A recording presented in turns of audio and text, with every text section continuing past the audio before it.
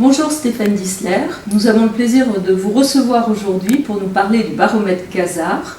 Vous êtes, je le rappelle, directeur associé de l'agence Je vais le dire à ma mère, qui se trouve à Lyon, et vous êtes également cofondateur du baromètre Kazar. Il se passe beaucoup de choses en ce moment entre les agriculteurs et le monde le grand public. L'agriculture est devenue un domaine public et les interactions sont de plus en plus nombreuses entre le monde agricole et le monde, le grand public. Vous vous êtes penché, fort de ce constat, au niveau du baromètre. Vous l'avez créé, ce baromètre, pour permettre en fait aux décideurs agricoles à la fois de décrypter et de mieux comprendre ces tendances sociétales. Alors la première question, c'est justement de nous rappeler ce qu'est le baromètre Kazar. Il est tout récent. Oui, alors le baromètre Kazar est en fait une émanation de quatre sociétés qui ont mis en place ce baromètre au mois d'avril, en plein confinement.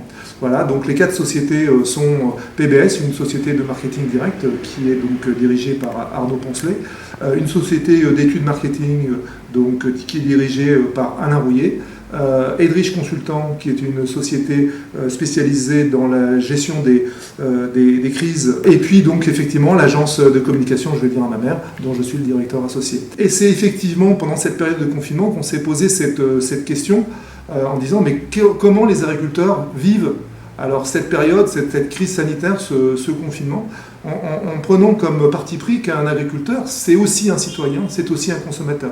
Et peut-être qu'en tant que professionnel, il y avait bien sûr d'autres contraintes, mais en même temps, il avait certainement des perceptions qui étaient très proches de celles d'un consommateur et d'un citoyen. Quels ont été les enseignements de cette première vague? Qu'est-ce qui vous a le plus surpris? Alors, les principaux enseignements de ce premier baromètre, c'était le fait que d'abord les agriculteurs avaient le moral, déjà. Et c'était fort différent, bien sûr, du grand public en général. La deuxième chose, c'est qu'ils étaient persuadés, ils avaient le sentiment que l'alimentation était un élément majeur et qu'ils avaient un véritable rôle à jouer. Non seulement sur l'alimentation, mais également sur l'environnement. Parce qu'en fait, ils étaient persuadés que le grand public se rapprochant d'eux, ils auraient été capables d'apporter des éléments leur prouvant en fait qu'eux aussi s'occupaient de l'environnement. L'avenir proche et le présent surtout nous montre qu'aujourd'hui ces perceptions sont en train de s'émousser fortement. Alors, vous disiez que ça avait changé le regard, la crise Covid avait changé le regard du grand public. Ils ont découvert que l'alimentation était importante et qu'il fallait des hommes convaincus et fiers de leur métier. En revanche, cette deuxième vague, vous l'intitulez « L'agriculteur est en danger ».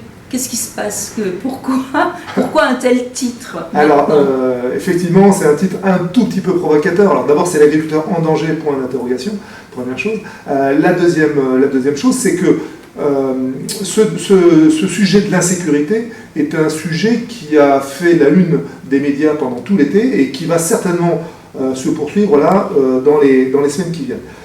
Et c'est véritablement la philosophie de ce baromètre Kazar, c'est d'être véritablement en interaction avec les sujets sociétaux et les sujets professionnels agricoles. Il est, nous semble-t-il, très important à ce que, en fait, le monde agricole soit vraiment en phase avec les débats sociétaux. Le monde agricole doit prendre la parole, le monde agricole a des choses à dire, y compris sur des sujets sociétaux, comme par exemple la sécurité.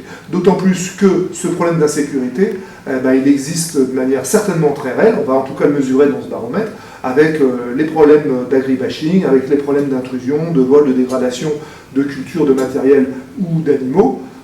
Et donc il nous est paru très important de mesurer ça et de la façon dont les agriculteurs le perçoivent. La deuxième vague, démarre à partir de maintenant, à partir de quand? Alors le terrain, oui effectivement, le terrain va se dérouler fin septembre.